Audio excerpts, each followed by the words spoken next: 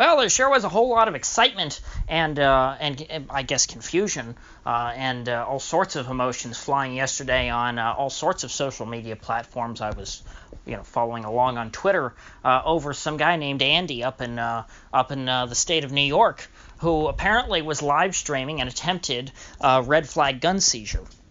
Now, old Andy, who goes by the Whiskey Rebel 556, I believe is his username. Not to be confused with Whiskey and Rebellion, who was a guy on Twitter that I follow. I don't think that this Whiskey Rebel guy is on Twitter. I didn't see anybody tagging him in anything, and I've never heard of him. But apparently he's some prominent, Instagram libertarian, I guess. So you've got an e-libertarian, meaning like an electronic libertarian, like an e-girl, or an econ, and an e-conservative, one of those many guys, of some prominence, because a lot of people that seem to know who he was that I follow, other libertarians.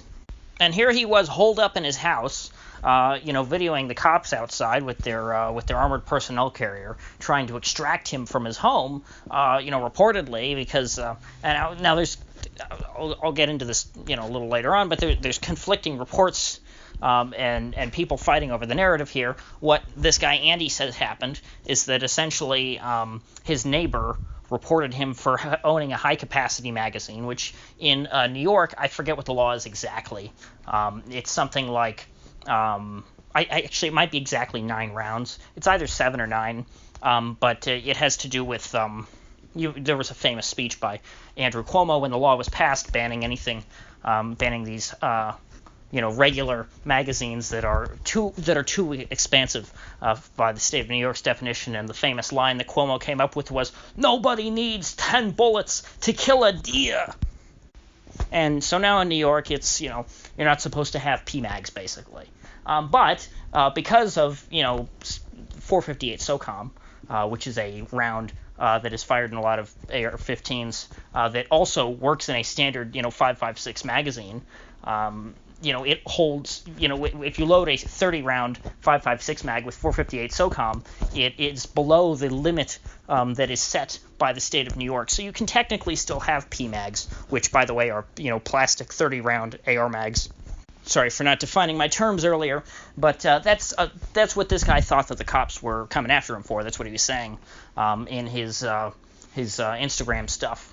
And his live stream that he was doing, I assume, on Periscope or something. Well, I guess not Periscope because he doesn't have a Twitter, like I said earlier. But so that's what he thought this was about. That's what he still maintains. It was about that the neighbor called the cops and said, "Hey, this guy has a high-capacity magazine," which, again, it's a gray area, but perfectly legal.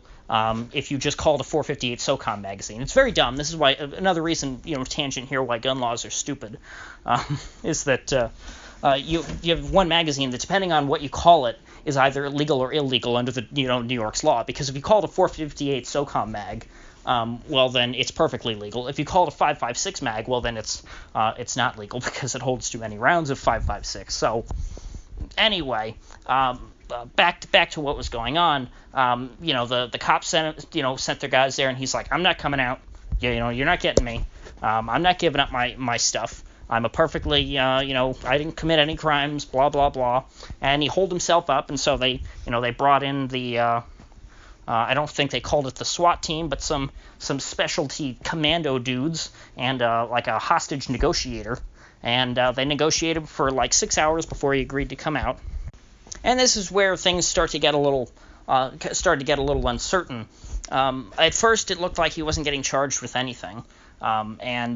Second, it turned out he was charged with a few crimes, but none of them were related to guns at all. And the police department in the town, it's a small town up in New York, they put out a Facebook post saying, "Hey, a lot of people are spreading disinformation. We were trying to arrest this guy over some domestic." They didn't say domestic violence, so I don't know what they just said domestic incident. I don't know if that's like a euphemism for domestic violence. But they ended up, arresting him for a whole bunch of stuff. They said the domestic issue they arrested him for. They arrested him for the burglary or something. Again, it seems to me like there's a lot more details to this story than what's coming out.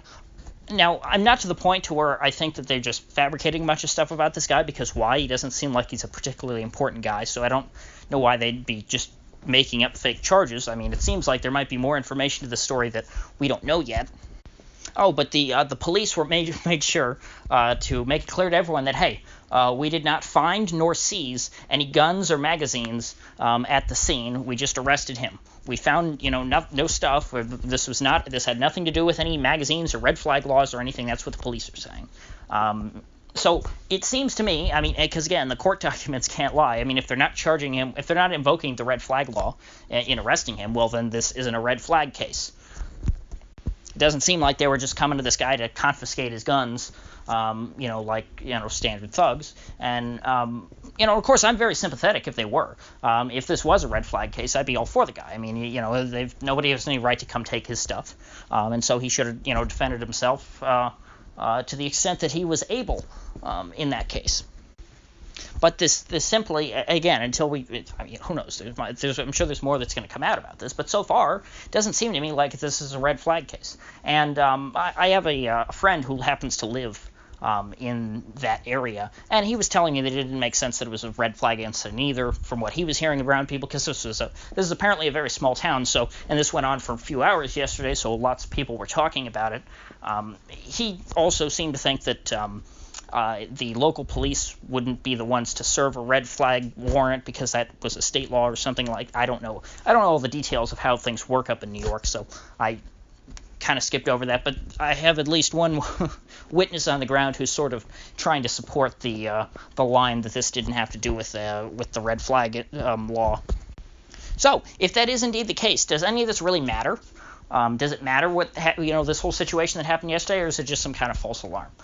Well, even though it is, even if it is a false alarm, it's still a pretty important story from my perspective, because I look at that yesterday as a rehearsal for what will happen, when you actually do have a kickoff of the Boogaloo. Because that's what a lot of people were saying yesterday. They were saying, oh my gosh, this is it. The government's coming to take our guns. This is the point when we need to rise up and fight against these guys. And there were something like 100 people showed up to that town, drove in from all around the area, from Pennsylvania and New York and other places, to come support this guy and, kind of jeer at the police and call them redcoats and stuff. And so I think this seems like a pretty good strategy if, for the whole red flag phenomenon is to, just swarm the police and make it very difficult for them to do their job. I'm not saying kill anyone, but I'm saying, hey, civil disobedience at least. I would be in violation of YouTube's terms of service if I told you to use violence, and I don't believe in violence. Let's make that clear. I'm a non-aggression principle guy. Okay? No violence here, except in self-defense, and you can define that how you will. But as I was saying, there was a huge response to this yesterday. Lots of people were talking about it. People were outraged. And I don't think that these red flag laws will be able to continually be implemented on a mass scale. And again, another point to support that this particular case did not have to do with the red flag law. When people execute red flag warrants, it's typically a no-knock raid, to where the SWAT team comes in and busts down your door and they come to take your guns, and they don't tell you why they're coming in. They just come in and attack you. And of course, they're going into the home of a gun owner, and so typically if the person wakes up in the middle of the night, they're going to try and defend themselves, grab the gun on their nightstand and shoot at them, and then of course as soon as they pick up a gun, then they get shot and killed, and that's why people have died in these red flag raids. And of course it's not usually the police, because the police always take extra precautions to keep themselves safe. They don't really care so much about the citizenry that they are imposing upon. But again, that's just another reason why this particular case doesn't seem to fit the pattern of the whole red flag law phenomenon. But it warms my heart to see people so outraged and upset over this issue that they are willing to go out into the streets and support this one guy. This is just one guy up in his house, and he was just streaming it somewhere, or maybe he was just posting stuff on Instagram and it wasn't a stream, but. And I think it was a smart strategy on his part to get the word out there and to let people know, hey, if indeed he was being, wrongfully aggressed by the police. Again, if it turns out that these charges are legitimate, and that there are other details here that we don't know, that he did commit some other kind of, violent crime before this that actually is the reason why they were arresting him, well then, he's not an innocent guy, obviously. But my point is, this guy in particular doesn't really matter. The fact that there are people who are willing to support someone who is in that kind of a situation, what people perceive to be that situation, is very positive to me. And it just reinforces my contention that the Boogaloo will not go well for the Redcoats in the case that it ever is set off. And it's most certainly evidence that some sort of sweeping, universal gun ban and confiscation program that might be passed by, some prospective Democratic president, that it's completely unworkable. And that no matter what you write down the law, there are certain things that are just not practical, that cannot be done.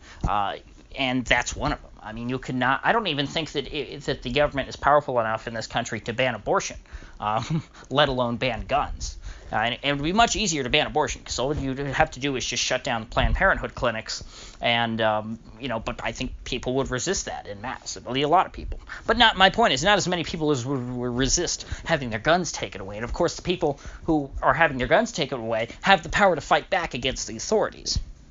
And so all in all, gun owners seem to be woke to the fact that the authorities want to take away their weapons, and they're not just about to sit by and let that happen. And they're not, not only are they going to defend themselves, they seem to be willing, a certain number of people, because this is a small town in the middle of New York, which is a huge state, and a bunch of people showed up to support this guy. It shows that people are, willing to fight not only for their own rights, but for the rights of others. And so, the popular support, even if electorally, let's say 51% of the people, would vote if you had some kind of plebiscite to ban guns, it doesn't matter, because the 49% that voted no is not just going to stand by and respect that kind of an election. In other words, a government that tries to, get rid of all the guns and take them away like that, would lose legitimacy in the eyes of a wide swath of the American population, and that would make it impossible for them to govern. They would effectively lose their ability to rule. And so, if I were a statist, I'd be as more worried about gun control probably than the gun owners are, because that really is an end of America scenario. And I don't mean that there would be some kind of, post-apocalyptic, Walking Dead or Mad Max scenario or anything like that. I just mean that the United States government would no longer be able to rule. Washington, would lose its power because, people would resist. You'd have pockets of resistance everywhere, and it's not like, it wouldn't be the kind of thing that could be easily put down. Yeah. So with that said, if you get anything of value out of this video, I'd appreciate you clicking that like button and sharing this video. And if you haven't already, please do subscribe, because I do upload every day, and I'd hate to have you miss one. So I'll see you folks back here tomorrow.